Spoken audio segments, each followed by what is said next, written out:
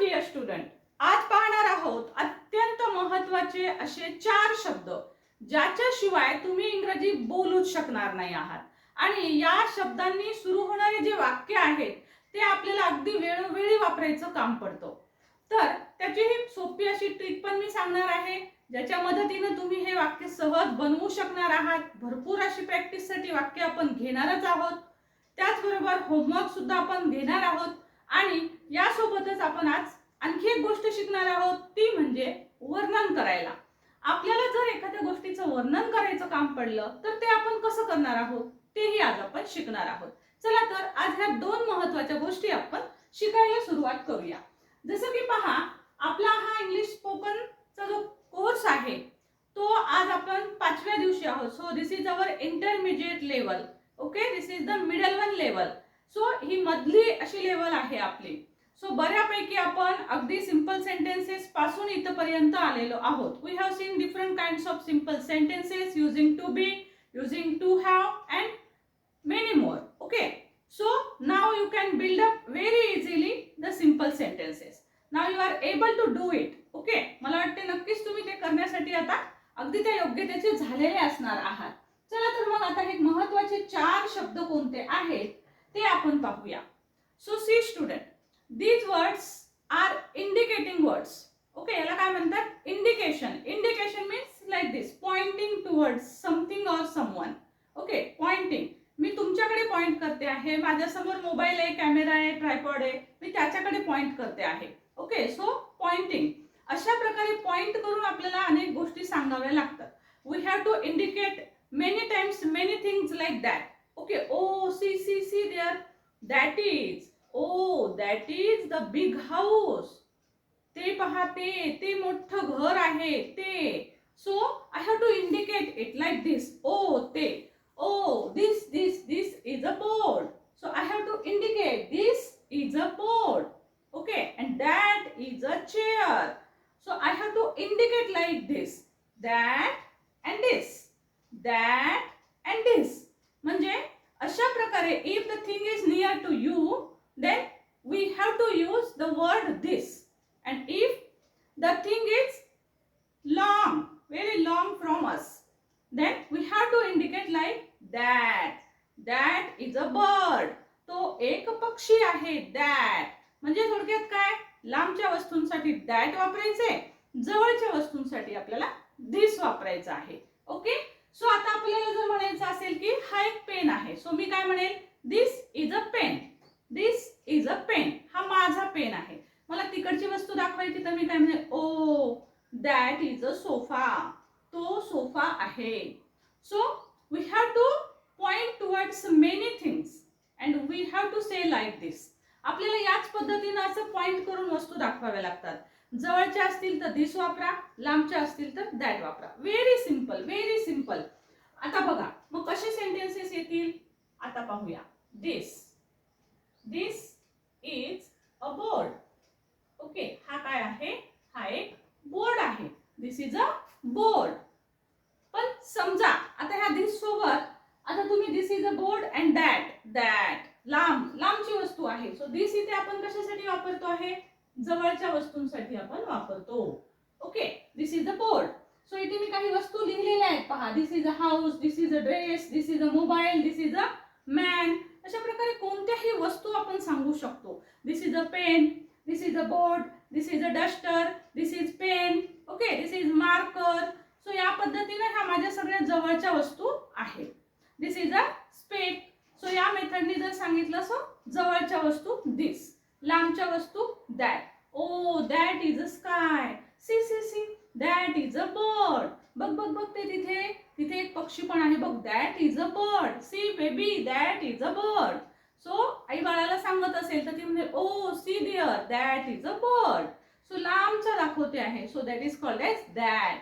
So बघा आता तुमच्या लक्षात आलं असेल, कुठलीही लांबची वस्तू तुम्हाला दाखवायची. सपोज तुम्ही इथे आहात उभे आणि लांब एखादं हॉस्पिटल आहे, तुम्हाला त्या हॉस्पिटलला जायचं होतं, तर तुम्ही म्हणाल, oh see there there there there, that is a hospital. Yes, that is a hospital. बघा ते तिथं ते हॉस्पिटल आहे. सो लांबची वस्तू दाखवायची आहे. That is a hospital. किंवा कोणीतरी विचारलं व्हॉट इज दॅट, ते काय आहे, तर मग तुम्ही म्हणाल, oh that is a hospital. अरे ते की नाही, ते हॉस्पिटल आहे. That is a hospital. That is a hospital. That is a house. लांब आहे समजा. Oh see see, what is that? That is a house. ते काय आहे? ते एक हाऊस आहे. ओ ते, दॅट इज अ स्कूल. ते की नाही, ते स्कूल आहे. सो दॅट, कळलं? सो पॉइंटिंग अशा पद्धतीने दाखवायचं आहे. सो दॅटच्या सहाय्याने तुम्ही मेनी थिंग्स दाखवू शकता. मेनी ॲनिमल्स दाखवू शकता, मेनी बर्ड्स दाखवू शकता, मेनी पीपल दाखवू शकता. That is my sister. ती कोण आहे? That is my sister. बघ ती की नाही, ती आहे ना, that is my sister. So ती माझी बहीण आहे. सो या मेथडनी तुम्ही दिस आणि दॅट हे दोन महत्वाचे शब्द तुम्ही वापरू शकताय. दिस जवळ, दॅट लांब. ओके, सो आपण इथे लिहूया. मी इथे लिहिते that is a table. That is a table.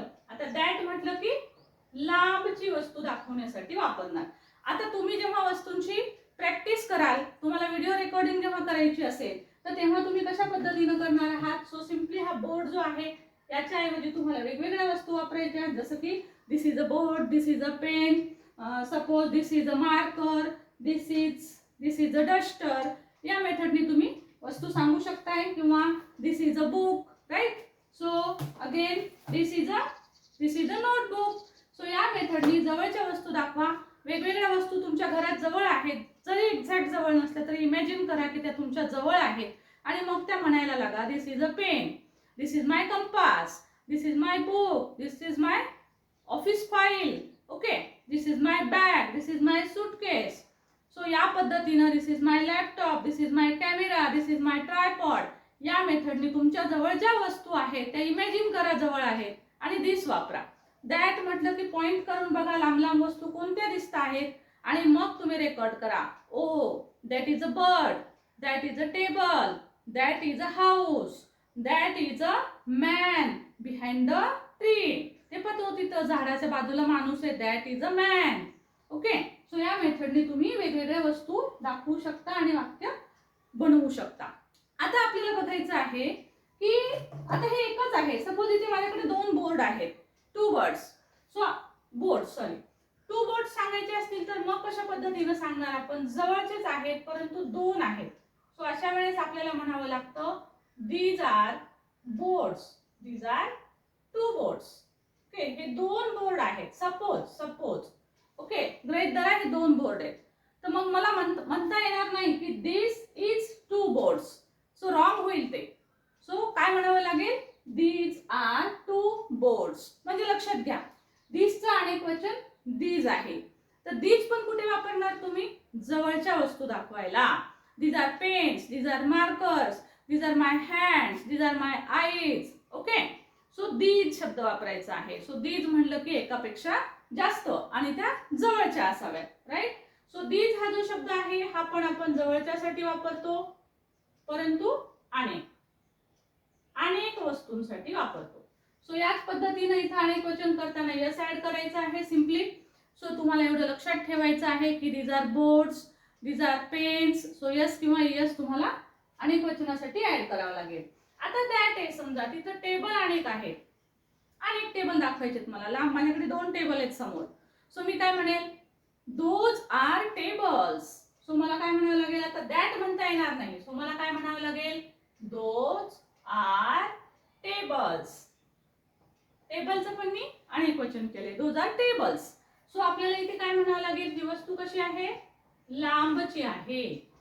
लांब आहे पण अनेक आहे. Okay, so simply we have to use this and that for singular and these and those for plural forms. Okay, get it? So या पद्धतीने तुम्हाला this आणि these चे अनेक वाक्य म्हणायचे आहेत. हे झाले आपले 4 इम्पॉर्टंट वर्ड्स. Very important. याच्याच सहाय्याने तुम्ही निगेटिव्ह सेंटेन्सेस सुद्धा सांगू शकता. सपोज मला म्हणायचं आहे की हा बोर्ड नाहीये. ठीक आहे, हा बोर्ड नाहीये. किंवा मला म्हणायचं आहे की हा ब्लॅक बोर्ड नाहीये. सो मी काय म्हणेल? This is not a blackboard. This is not a blackboard. हा ब्लॅक बोर्ड नाहीये. ओके, सो नॉट जो आहे आपल्याला केव्हा घेता येतो? हा जो इज आहे, हा जो आर आहे, याच्या नंतर जर नॉट घेतला तर तेच आपल्याला निगेटिव्ह सेंटेन्स करता येतं. This is not a pencil. ही पेन्सिल नाहीये. ओके, ही काय आहे? ही पेन आहे किंवा मार्कर आहे, पण पेन्सिल नाहीये. दिस इज नॉट, इजच्या नंतर नॉट लावायचा आहे. सपोज मला म्हणायचं आहे की दोज आर नॉट टेबल्स. ते टेबल्स नाही आहेत.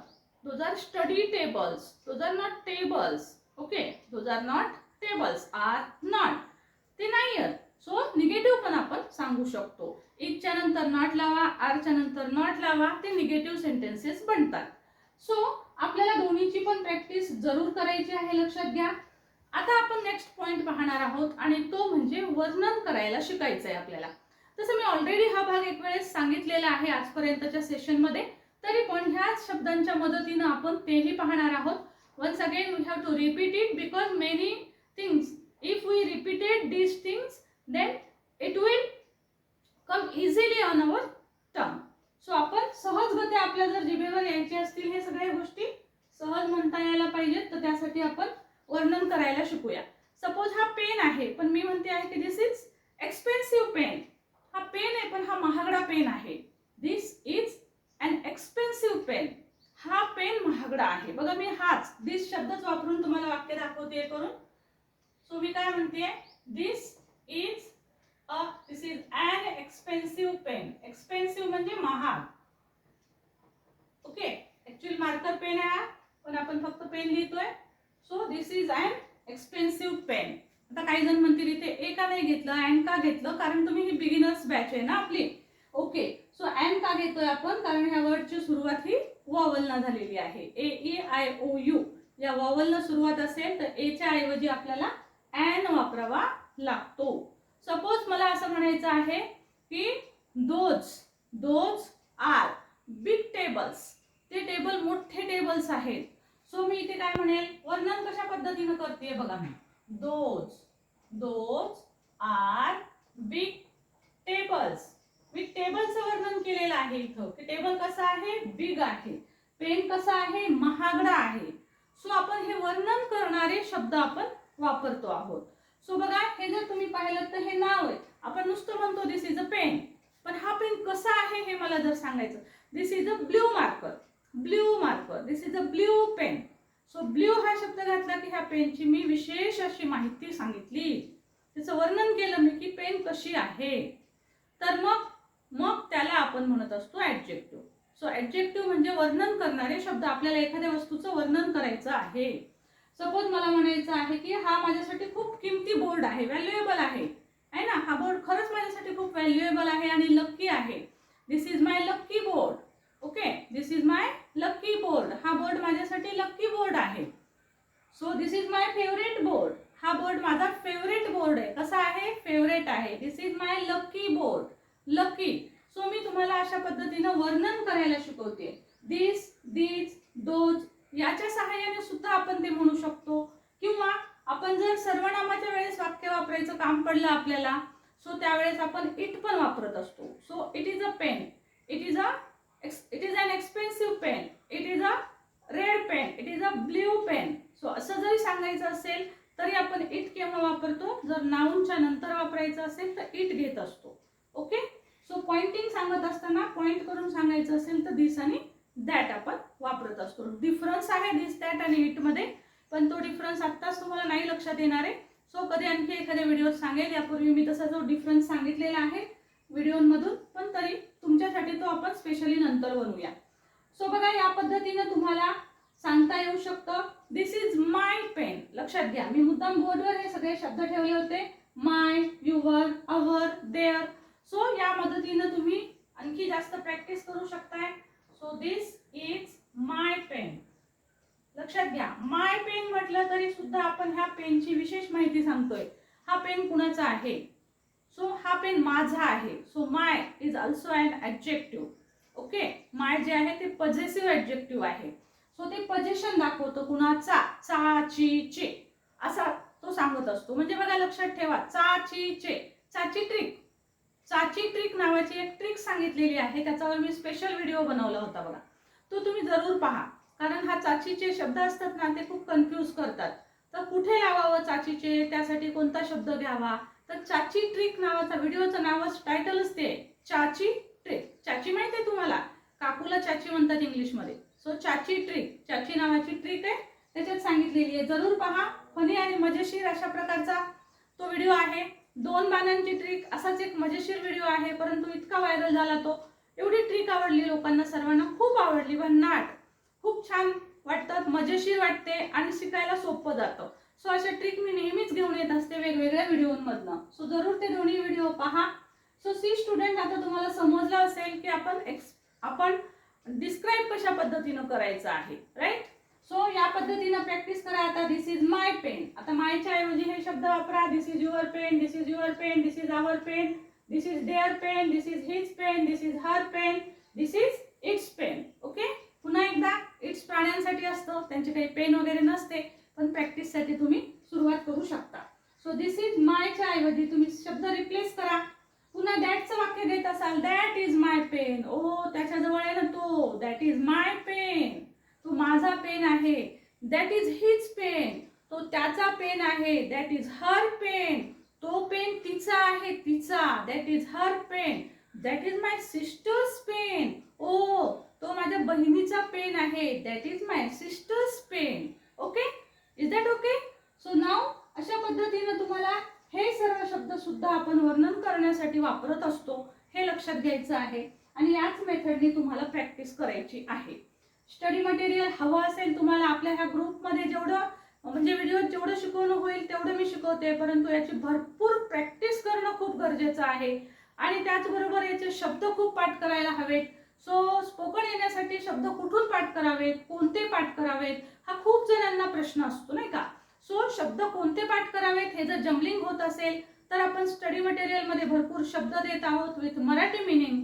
सो जरूर स्टडी मटेरियल हवा असेल तर आपला ग्रुप जॉईन करा. तुम्हाला काही चौकशी करायची असेल तर you can call me on this number also. Okay, आणि बघा, महत्वाची गोष्ट म्हणजे आता मला तुम्ही हे वाक्य कमेंट बॉक्स मध्ये टाकणार आहात.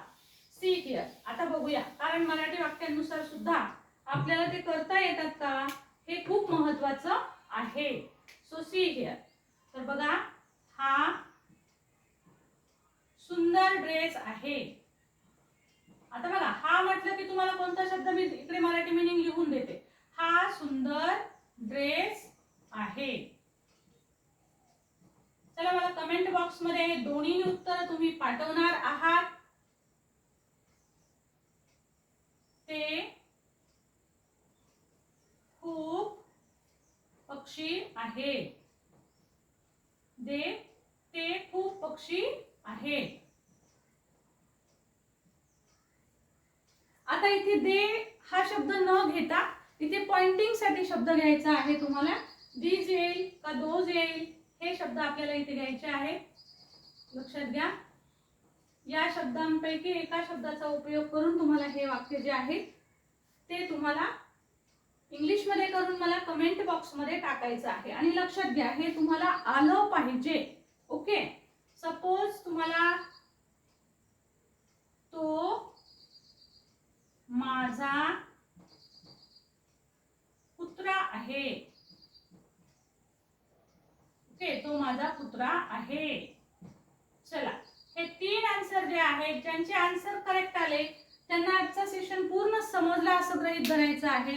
मी नेहमीच सांगते, माझ्या होमवर्कचे जे वाक्य दिलेले असतात ते यासाठीच असतात की हे तुम्ही तुमचं इव्हॅल्युएशन करायचं आहे. तुम्हाला वाक्य जमलेत का, नसतील जमले तुम्हाला तर तोच भाग डबल पहा आणि पुन्हा ते सोडवा.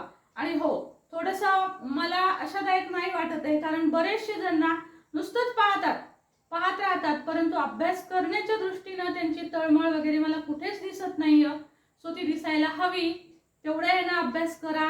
खूप कमी जण आहेत बोटावर मोजण्या इतकं की जे अभ्यास खऱ्या अर्थाने करतात.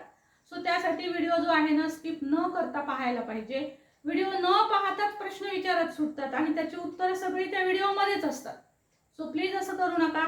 तसं जर केलं तर मग तुम्हाला कोण उत्तरं देत बसणार आहे, कारण ह्या सगळ्याच गोष्टी ऑलरेडी व्हिडिओत सांगितलेल्या असतात. मग पुन्हा कमेंट टाकावी लागते की व्हिडिओ डबल पहा, कारण त्यात उत्तर व्हिडिओतच असतात. ओके, सो एवढंच म्हणणं आहे, रिक्वेस्ट आहे की विदाउट स्किपिंग व्हिडिओ पहा आणि व्हिडिओत सांगितल्या पद्धतीनं प्रॅक्टिस करा. मिरर प्रॅक्टिस करा, record your videos. and then see the difference. Thank you so much for watching. Thank you.